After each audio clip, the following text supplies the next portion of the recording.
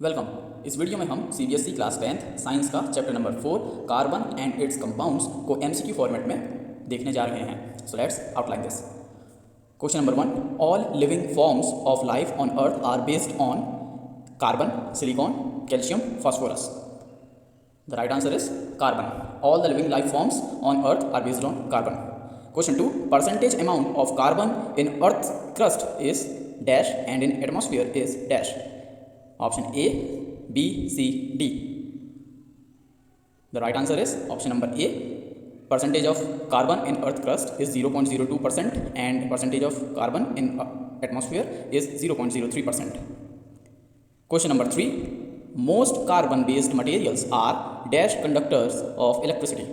Good, bad, extraordinary, not at all. The right answer is bad conductor of electricity. Question number 4, carbon compounds have melting and boiling point dash ionic compounds. Option A equal to, option B uncomparable to, option C more than, option D less than. The right answer is carbon compounds have melting and boiling point less than ionic compounds. Question 5, combining capacity of various elements is based on option A atomic mass, option B atomic number, option C neutrons in nucleus, option D valence electrons. The right answer is combining capacity of various elements is based on valence electrons. Question 6, reactivity of an element based on option A tendency to make isotopes, option B tendency to attain noble gas configuration, option C tendency to be radioactive, option D tendency to react with strong acids. The right answer is tendency to attain noble gas configuration. Question number 7, what is method of reactivity of carbon element? Option A, it lose 4 valence electrons to make cation of carbon. Option B, it gains 4 electrons to make anion of carbon. Option C, it don't react normally. Option D, it shares its valence electrons with others. The right answer is option D. The method of reactivity of carbon element is it shares its valence electrons with others. Question number 8, the chemical bonding by sharing outermost electrons between atoms of elements called dash. Option A ionic bonding, option B metallic bonding, option C covalent bonding, option D non-metallic bonding. The right answer is option C, the chemical bonding by sharing outermost electrons between atoms of elements called covalent bonding. Question number 9, in a covalent bond the shared electrons are said to belong to option A atom with bigger radius, option B atom with bigger attraction of nucleus, option C both the atoms involved, option D atom having more shells. The right answer is option C, in a covalent bond the shared electrons are said to belong to both the atoms involved. Question 10, simplest covalent molecule is dash. Option A H2, option B helium, option C oxygen, option D carbon dioxide. The right answer is option A H2. H2 means hydrogen gas molecule is simplest covalent molecule. Question number 11, how many electron bonds will 2 oxygen atoms will form? Option A 1, option B 2, option C 3, option D 4. इस question को solve करने से पहले हमें electronic configuration के बारे में समझना होगा। सभी एटम्स के अंदर न्यूक्लियस होता है, देन इलेक्ट्रॉन्स अलग अलग शेल्स में कन्फिगर्ड होते हैं। सबसे अंदर वाला जो शेल होता है इसमें 2 इलेक्ट्रॉन आते हैं, देन 8 एंड देन आगे और बढ़ते जाते हैं इलेक्ट्रॉन्स। सो ऑक्सीजन का जो एटॉमिक नंबर है वो है 8। सो सबसे पहले शेल में 2 इलेक्ट्रॉन हमने डाल दिए, ये फिल्ड हो गया, इसकी वैलेंसी 2 इलेक्ट्रॉन्स की होती है, ये फिल हो चुका है। अब अगले शेल में बचे हुए इलेक्ट्रॉन्स आएंगे। अगले शेल में होने चाहिए थे 8, बट ऑक्सीजन के पास बचे हैं 2, यहाँ पर आ चुके हैं, तो ऑक्सीजन के पास बचे हैं 6। सो ऑक्सीजन का जो आउटर शेल है, जो वैलेंस शेल है, इसमें 6 इलेक्ट्रॉन्स हैं। हैंस इसे नोबल गैस कन्फिग्रेशन पूरी करने के लिए जो नियरेस्ट है, जो कि है नियॉन, इसे 2 इलेक्ट्रॉन्स कहीं से चाहिए होंगे। तो अगर एक और ऑक्सीजन का एटम आ जाता है और वो अपने 2 इलेक्ट्रॉन्स इसके साथ शेयर कर देता है और ये अपने 2 इलेक्ट्रॉन्स इसके साथ शेयर कर देता है, यानी म्यूचुअली 2 इलेक्ट्रॉन्स शेयर हो चुके हैं दोनों के बीच में। सो 2 कोवेलेंट बॉन्ड्स आएंगे 2 ऑक्सीजन के बीच में। Hence how many electron bonds will 2 oxygen atom will form? 2 oxygen 2 bonds will be there for 2 electrons. Similarly, question 12, how many electron bonds will 2 nitrogen atoms will form? Now nitrogen का जो atomic number है वो 7। सो अगर हम fill करेंगे सबसे पहले shell, then second shell, then third shell.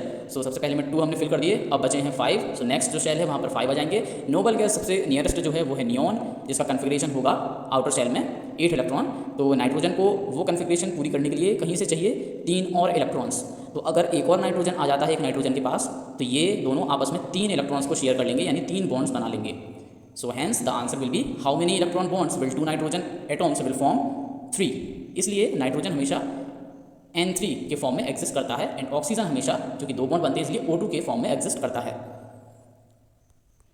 Question 13, which carbon and hydrogen based gas used as fuel and is major component of compressed natural gas CNG? Option A methane, option B hydrogen, option C propane, option D hexane. The right answer is methane. Methane carbon and hydrogen based gas है जो कि fuel की तरह इस्तेमाल की जाती है, और कंप्रेस्ड नेचुरल गैस जो होती है जिसे CNG कहते हैं, इसमें जो मेजर कंपोनेंट होता है वो मीथेन का ही होता है, यानी CH4। Question number 14, which of the following properties are correct about covalent bonds? Option A strong bonds within molecules, B weak intramolecular bonds, C low melting and boiling points, D no charge particles are formed. The right answer is all of these are correct about covalent bonds. Covalent bonds में molecular जो bonds हैं वो strong होते हैं, पर intramolecular यानी molecules के बीच में जो बॉन्डिंग होती है वो उतनी मजबूत नहीं होती। साथ ही साथ कोवेलेंट बॉन्डिंग से जो कंपाउंड्स बनते हैं उनका मेल्टिंग एंड बॉइलिंग पॉइंट कम होता है। साथ ही साथ जो कंपाउंड्स कोवेलेंट बॉन्ड से बनते हैं उनमें फ्री चार्ज नहीं बन पाता है, इसलिए इलेक्ट्रॉन्स का फ्लो नहीं हो पाता है। सो कोई भी चार्ज पार्टिकल्स नहीं बनते हैं। Question 15, which of the following are allotropes of carbon? Option A graphite, option B diamond, option C fullerenes, option D coal. So the right answer is graphite, diamond and fullerenes. Coal जो है ये pure form है carbon का, सो एक allotrope नहीं कहा जा सकता है इसे। एलोट्रॉप क्या होता है? जब सेम एलिमेंट डिफरेंट कन्फिग्रेशन में नेचर में हमें दिखता है, जैसे कि कार्बन डायमंड के शेप में जब होता है तो C4 स्ट्रक्चर होता है उसका, 4 कार्बन एटम्स आपस में कनेक्टेड होते हैं 3D स्ट्रक्चर में। ग्रेफाइट के केस में थिन शीट्स में कार्बन के एटम्स एक के ऊपर एक बिछे हुए होते हैं। फुलरेंस के केस में फुटबॉल का जो शेप होता है, जियोडेसिक शेप जो होता है, उस शेप में C60 यानी 60 एटम्स कार्बन के एक दूसरे में जुड़े हुए होते हैं। So carbon has 3 allotropes, graphite, diamond and fullerenes. Question 16, unique ability of carbon to form bonds with other carbon atoms is called A catenation, B sublimation, C oxidation, D annihilation. The right answer is catenation. Carbon का एक atom carbon के दूसरे atom के साथ bonding बना सकता है, ये जो प्रॉपर्टी कार्बन की होती है इसे कहते हैं catenation. Question 17, compounds of carbon which are linked by only single bonds between the carbon atoms are called A saturated compounds, B unsaturated compounds, C oversaturated compounds, D undersaturated compounds. The right answer is saturated compounds.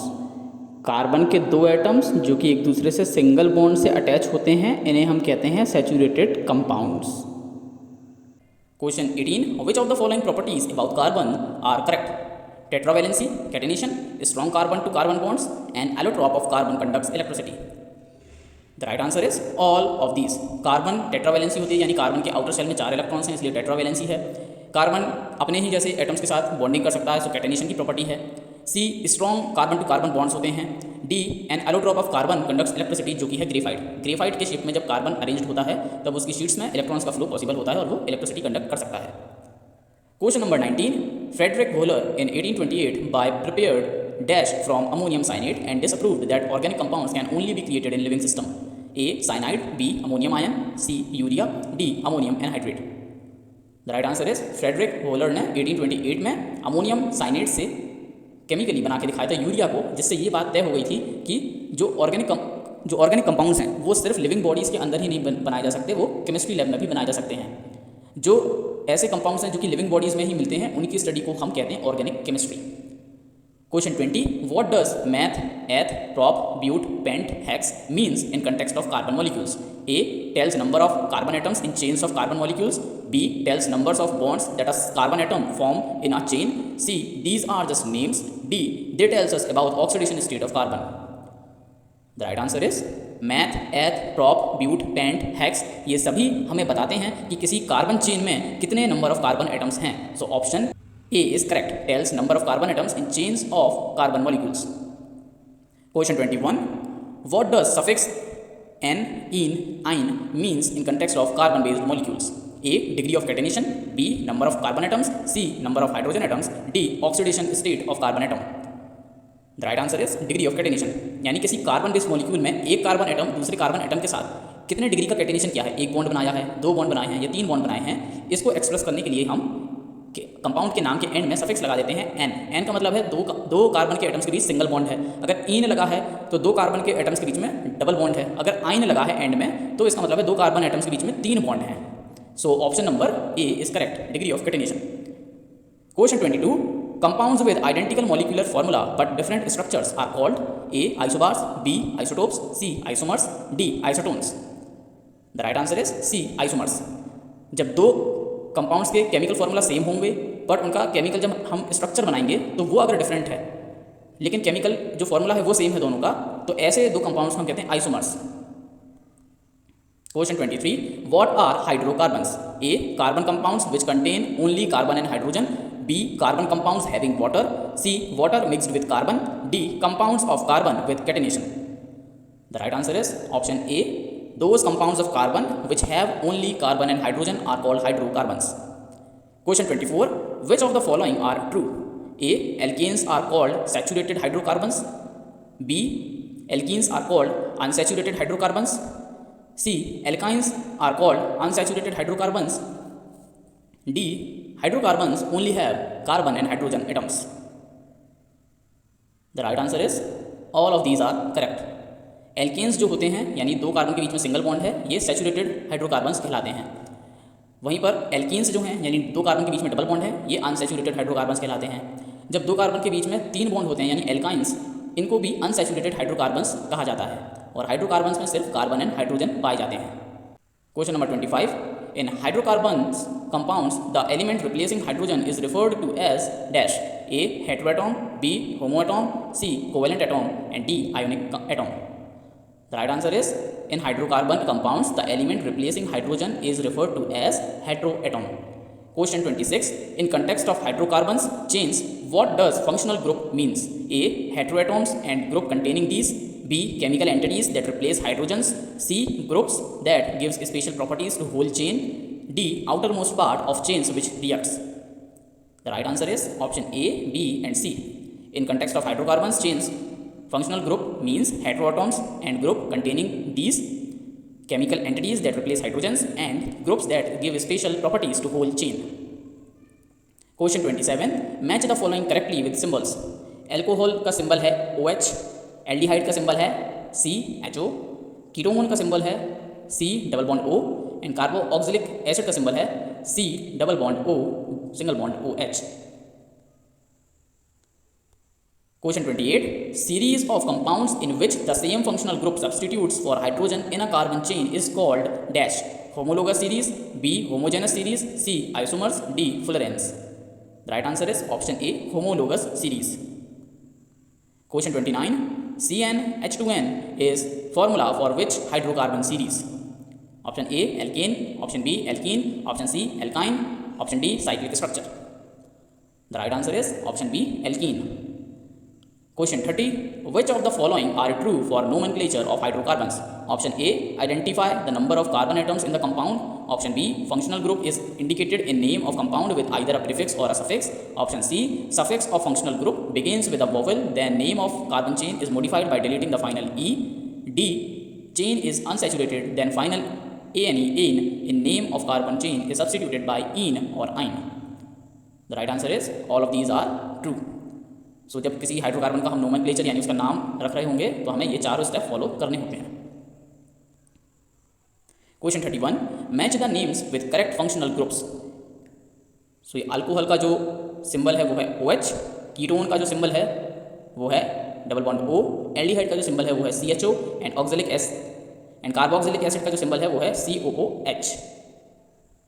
Question 32, carbon in all its allotropic forms burns in oxygen to give option A carbon dioxide, option B methane, option C carbon monoxide, option D carboxylic acid.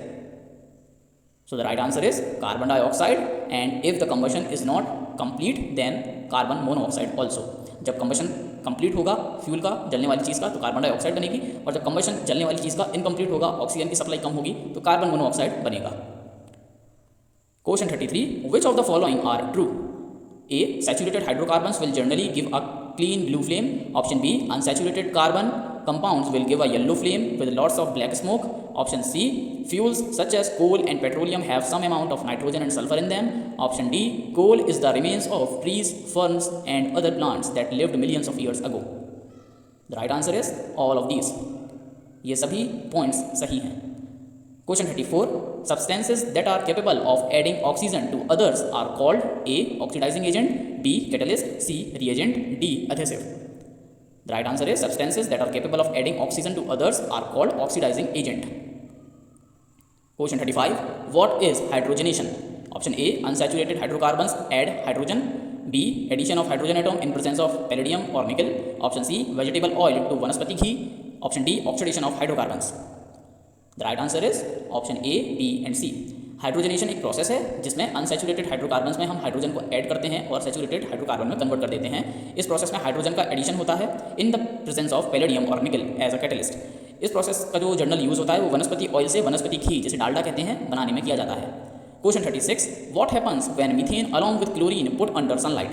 Option A addition reaction. Option B chlorine atom will replace hydrogen atom one by one. Option C subtraction reaction. Option D hydrochloric acid will be form. The right answer is when chlorine and methane put under sunlight. इस case में sunlight जैसे ही पड़ेगी तो chlorine एक एक करके जितने भी हाइड्रोजन एटम हैं इनको रिप्लेस करता जाएगा. तो सबसे पहले एक हाइड्रोजन एटम रिप्लेस होगा, उसकी जगह Cl आएगा.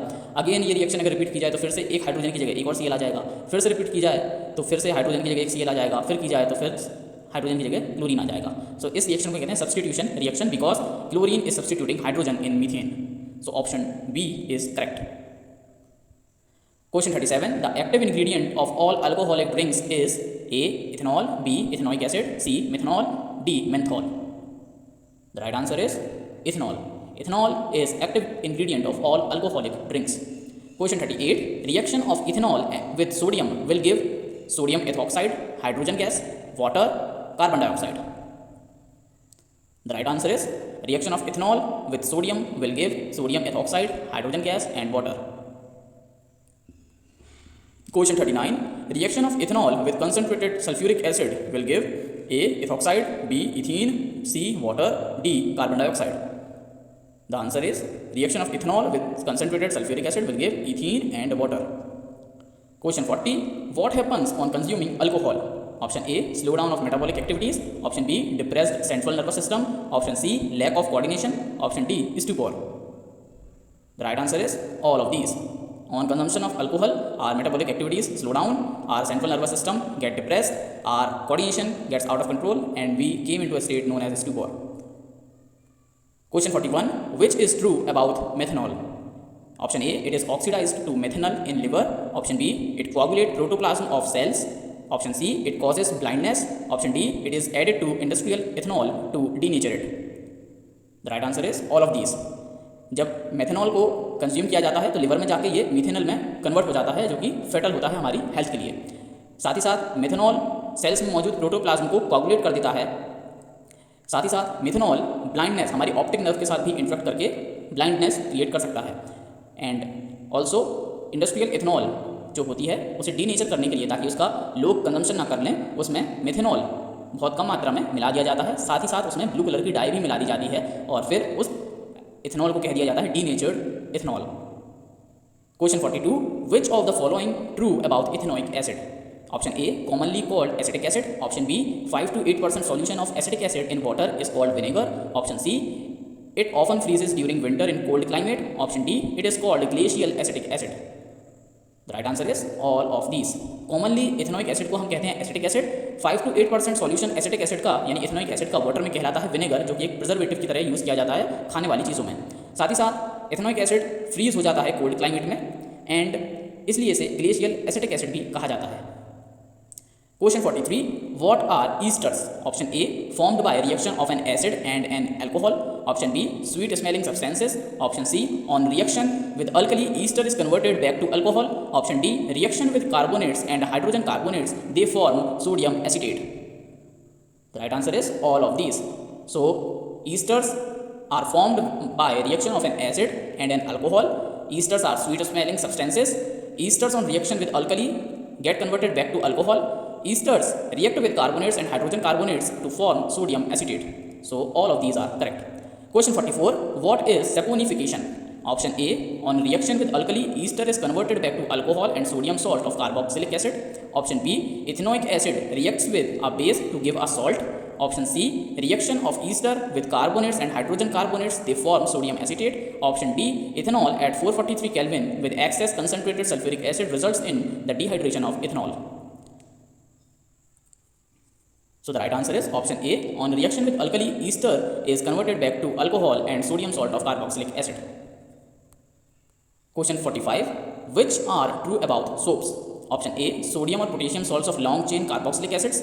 Option B, ionic end of soap interacts with water while carbon chain interacts with oil. Option C, soap molecules thus form structures called micelles. Option D, micelles have hydrophobic tail in the water and hydrophilic head outside the water surface. The right answer is all of these. So soaps are sodium or potassium salts of carboxylic acid of long chain. Option B, ionic end of soap interacts with water. वहीं पर carbon chain जो होती है soaps के myself structure की, वो interact करती है ऑयल के साथ। सोप के जो मॉलिक्यूल्स होते हैं ये माइसेल नाम के स्ट्रक्चर बनाते हैं, जो कि इस तरह से दिखता है। इसके बीच में डर्ट पार्टिकल एंट्रैप हो जाता है और पानी में सस्पेंशन की तरह सस्पेंड हो जाता है। साथ ही साथ माइसेल्स हैव हाइड्रोफोबिक टेल। माइसेल्स के स्ट्रक्चर में ये जो टेल होती है ये हाइड्रोफोबिक होती है, यानी पानी से दूर भागने वाली होती है, पानी को रिपेल करती है। वहीं पर ये जो हेड होता है ये हाइड्रोफिलिक और क्लीनिंग एक्शन के दौरान ये वाटर सरफेस के ऊपर आ जाता है। Question 46. If water have hardness, what happens? Option A, foam is formed with difficulty with soap. Option B, detergents to be used for cleaning. Option C, salts of calcium and magnesium will interfere in cleaning action. Option D, corrosion will be more in metals. The right answer is, if hardness is more in water, then soap के साथ जो cleaning action है, जो foam बनाने की process है, वो difficult हो जाएगी। हमें क्लीनिंग करने के लिए डिटर्जेंट्स का यूज़ करना पड़ेगा, जो कि सोप से ज़्यादा स्ट्रॉन्ग होते हैं। ऑप्शन सी, सॉल्ट्स जो होंगे कैल्शियम और मैग्नीशियम के, वो क्लीनिंग एक्शन में इंटरफियर करेंगे। एंड साथ ही साथ ज़्यादा हार्ड वाटर कोरोसिव भी ज़्यादा होता है, मेटल्स का कोरोजन ज़्यादा करेगा। अब कुछ इंपॉर्टेंट पॉइंट्स, सोप्स की अगर डेफिनेशन देखें तो सोप्स आर सोडियम और potassium salts of long chain carboxylic acid. Detergents की बात करें तो detergents are sodium salts of sulphonic acids और अमोनियम सॉल्ट्स विद क्लोराइड्स और bromides ion. Detergents are usually used to make shampoos and products for cleaning clothes. How detergents are effective in hard water? Charged ends of these compounds do not form insoluble precipitates with the calcium and magnesium ions in hard water. Thus, they remain effective in hard water. So यहाँ पर हमने chapter 4 complete किया है MCQ format में। I hope आपको ये video अच्छा लगा हो। वीडियो अच्छा लगा तो वीडियो को लाइक करिए, शेयर करिए, चैनल को सब्सक्राइब करिए एंड वीडियो देखने के लिए थैंक यू।